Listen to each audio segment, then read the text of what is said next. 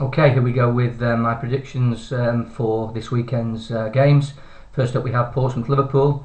Pompey put up a very brave battle at Chelsea, I thought, in midweek, but I don't see them really having much joy against a wounded Liverpool side who've got quite a lot to prove. Torres is back amongst the goals for them, and with fourth spot really their sole Premier League aim now. I'm going to predict an away win. Aston Villa-Stoke.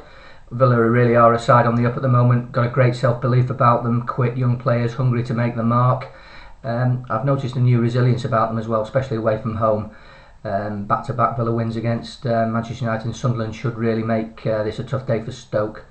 Obviously Tony Pulis will have his men fired up for this, and obviously Stoke have renowned battling qualities, but I'm going to go for a home win for Villa. Blackburn-Tottenham. Tottenham still something of an enigma really, despite a cracking start to the campaign this year. Harry Redknapp's side really can play some fantastic football, but some days they struggle to live up to their billing as well, and that was shown against Wolves when they lost last week. The other side of it is, of course, they looked outstanding to blow away Manchester City.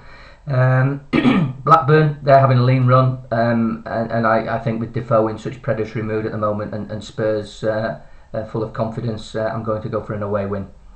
Next up we have Fulham Man United.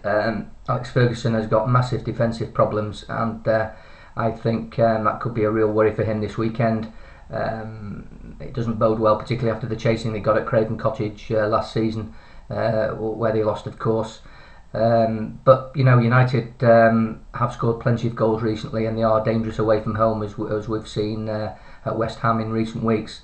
Roy Hodgson's men obviously winning Basel in midweek in the Europa League, but those exertions may really be a handicap to them, as United had an easy ride against Wolves, and they'll definitely want to reclaim top spot from Chelsea, even if it's only for a few hours. So an away win for me on that one.